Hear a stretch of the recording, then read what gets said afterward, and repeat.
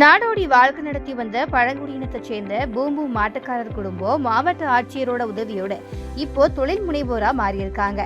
எங்க எப்படின்னு பார்க்கலாம் இந்த செய்தி தொகுப்புல.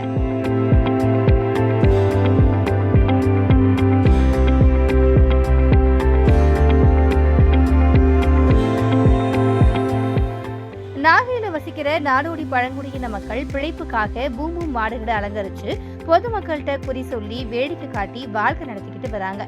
ஊரா சுத்தி போதிய வருமானம் இல்லாம வாழ்வாதாரம் பாதிக்கப்பட்ட ஆதியன் அப்படிங்கிற பூம்பு மாட்டுக்கார மக்கள் சுயதொழில் செஞ்சு அவங்களுடைய சொந்த காலில் நிக்கணும் அப்படிங்கிறது அவங்களுடைய கனவும் கூட சொல்லலாம்.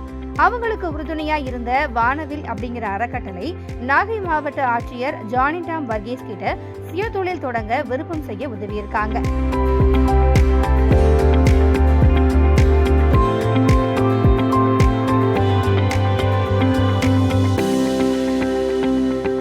இதை பரிசீலனை பண்ண ஆட்சியர் ஜானிடாம் வர்கீஸ் தமிழ்நாடு அரசோட ஆதி திராவிட மற்றும் பழங்குடியின நலவாரிய துறை சார்பில் பழங்குடியின குடும்பத்தோட விருப்பப்படி நடமாடும் வாகனத்தோட கூடிய சிற்றுண்டி கடை அமைக்க நடவடிக்கை எடுத்திருக்காங்க. அதன்படி சுற்றுலா தலமான வேளாங்கண்ணியில 15 லட்சம் ரூபாய் மதிப்புல டீ, காஃபி, டிஃபன், வடை, பிரெட் ஆம்லெட் அப்படின்னு நடமாடும் வாகனத்தோட கூடிய சிற்றுண்டி கடையை நாகை மாவட்ட ஆட்சியர் ஜானிடாம் வர்கீஸ் திறந்து வச்சிருக்காரு. தங்களுக்கு சிற்றுண்டி கடையை அமைச்சு தந்த ஆட்சியரோட செயல்ல சொந்த கால இருக்கணும் அப்படின்னு ஆசைப்பட்ட பழங்குடியின குடும்பத்துக்கு மகிழ்ச்சியையும் நெகிழ்ச்சியும் ஏற்படுத்தியிருக்கிறதா தெரிவிச்சிருக்காங்க. கடையை திறந்து வச்ச கலெக்டர் நிகழ்ச்சியில கலந்துகிட்டவங்களுக்கு டீ வாங்கி கொடுத்து அதுக்கான 300 ரூபாயை ஜிபே பண்ணி கடையோட வியாபாரத்தையும் தொடங்கி வச்சிருக்காரு.